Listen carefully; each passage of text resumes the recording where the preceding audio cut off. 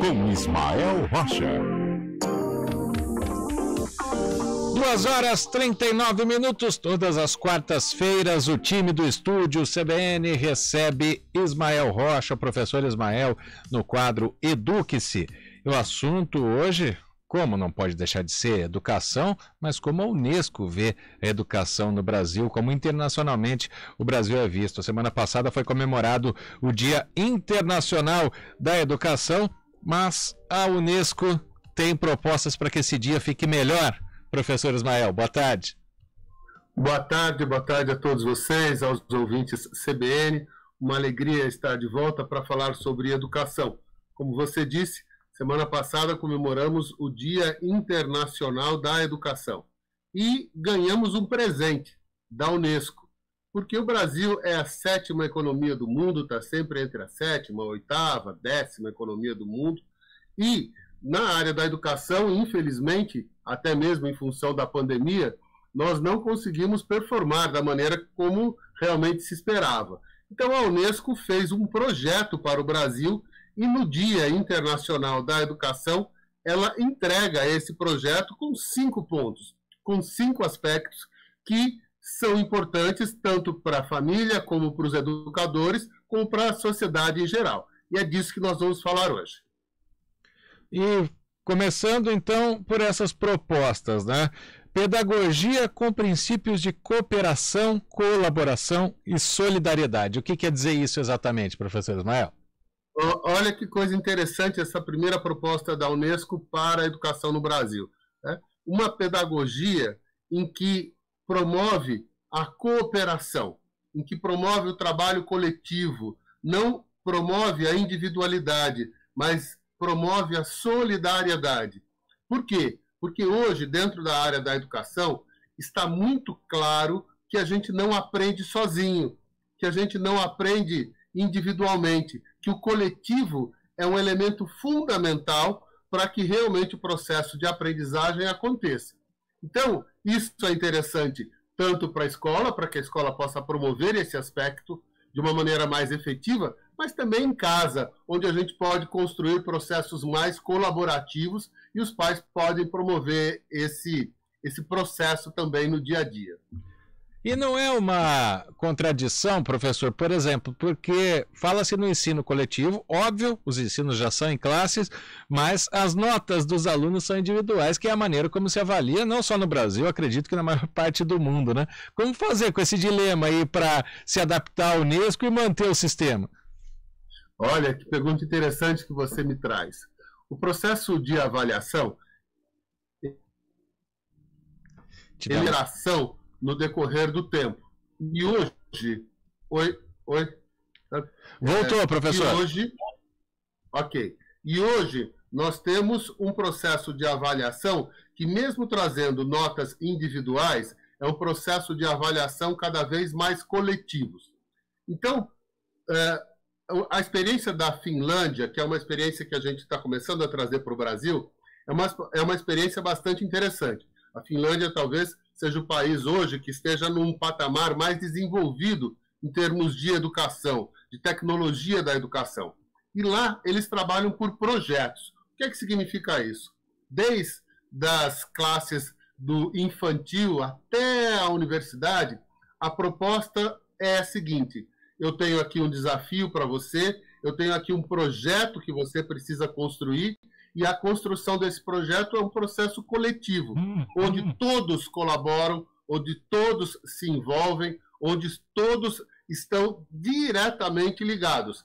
A nota pode ser individual, mas o processo de avaliação ele está abandonando cada vez mais a dinâmica de provas individuais, daquelas provas que medem somente a parte decorativa, somente o conteúdo, e não o quanto isso efetivamente trouxe de conhecimento para cada um desses estudantes.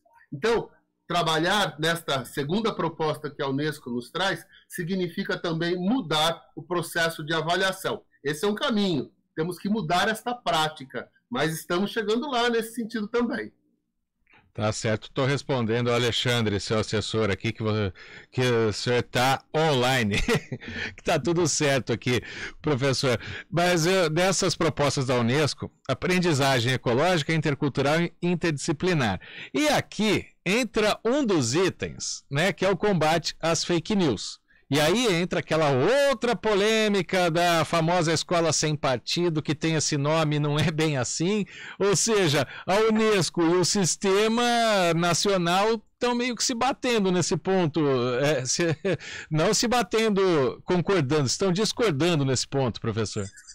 Pois é, essa aparente incoerência, né, é algo para a gente olhar com bastante atenção.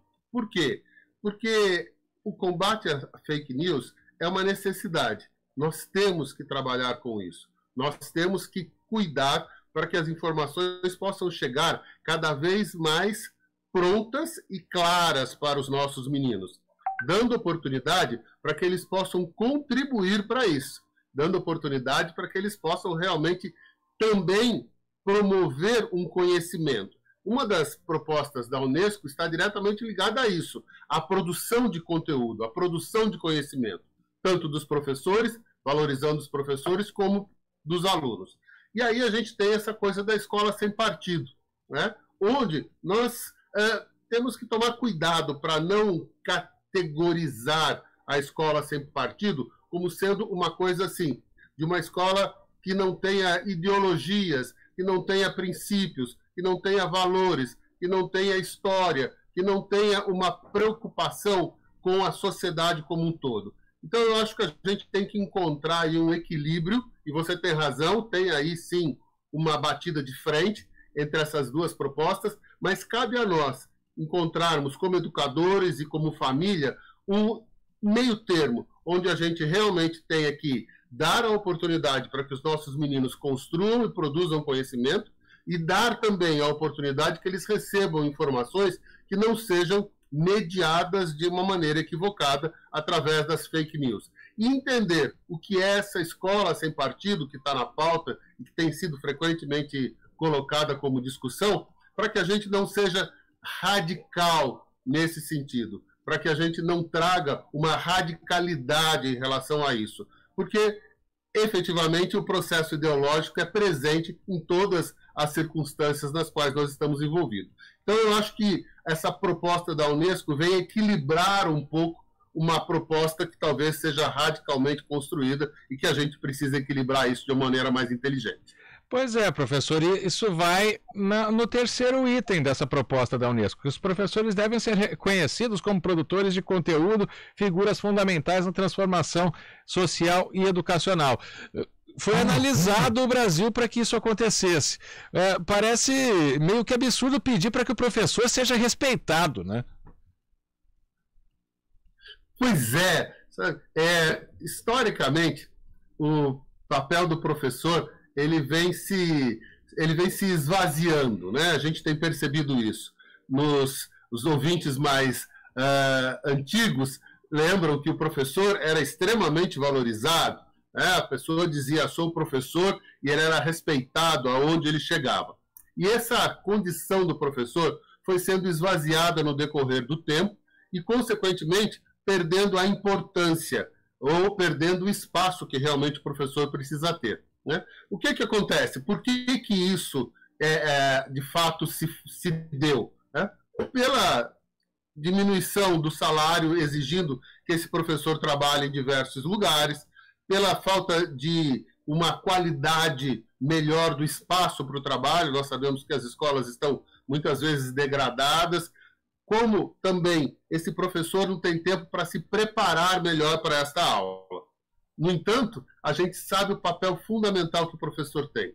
Se a gente não valorizar o professor, se a escola não tiver esse olhar, se a sociedade não tiver esse olhar, se a família não tiver esse olhar, de valorizar o professor como produtor de conteúdo, não só como aquele que transmite o conteúdo, mas aquele que também produz conteúdo a partir da realidade na qual aquela escola, aquela classe, aquele menino, aquela menina estão inseridos. Quer dizer, a produção de conteúdo, ela parte necessariamente do ambiente onde essas pessoas estão. porque aí sim começa a fazer sentido, que é uma outra proposta da Unesco, que a educação também seja uma educação que faça sentido, que realmente possa estar ligado ao dia a dia, à prática da vida diária das pessoas. Então isso começa a mudar um pouco essa percepção do que é educação e de que maneira nós precisamos trabalhar a educação no Brasil. E os itens 4 e 5 vão muito ao encontro disso, né? As escolas devem ser espaços educacionais protegidos, apoiar a inclusão, equidade, bem-estar individual e coletivo, e devemos aproveitar e ampliar as oportunidades educacionais que surgem nos diversos espaços culturais e sociais. Ou seja, dá para aprender em todo lugar e a escola tem que ser o lugar mais respeitado ainda, professor Ismael. Sem dúvida. O processo de aprendizado, ele é um processo de aprendizado contínuo. É um processo de aprendizado contínuo. Este conceito de que você aprende só no momento em que você está em sala de aula, só no momento que você está com o livro aberto, ou só no momento que você está fazendo uma tarefa, é um conceito extremamente antigo. O processo de aprendizado é constante. E isso tem que fazer parte da nossa prática como educador, como cidadão. Isso sim vai fazer a diferença. E dar a oportunidade para que estes meninos também possam construir algo novo para eles, colocá-los como protagonistas.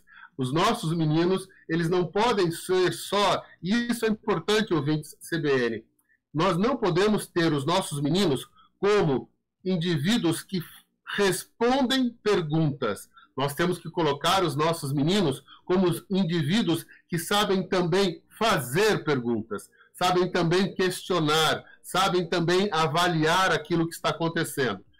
Historicamente, nós sempre fomos treinados a responder perguntas, mas hoje a educação aponta para a necessidade de capacitarmos os nossos meninos e meninas para que eles também saibam fazer perguntas, buscar um conhecimento que ainda não está pronto, tentar encontrar alguma coisa que ainda não está definida. Isso é a educação moderna. É isso que a Unesco traz nesse documento tão importante que eu sugiro que vocês que são ligados à área da educação, educadores que estão nos ouvindo, e pais possam pesquisar na internet, esse documento está lá, vale a pena ler com atenção todos os detalhes que são colocados. É um presente para o Brasil no Dia Internacional da Educação. A gente tem que colocar isso em prática. Tá certo. Só para a gente fechar, chegou uma mensagem do Rômulo que o Brasil não está mais entre a quinta e a sétima economia mundial. Nós sabemos, né? Esperamos que um dia volte. Isso passa pela educação, professor Ismael.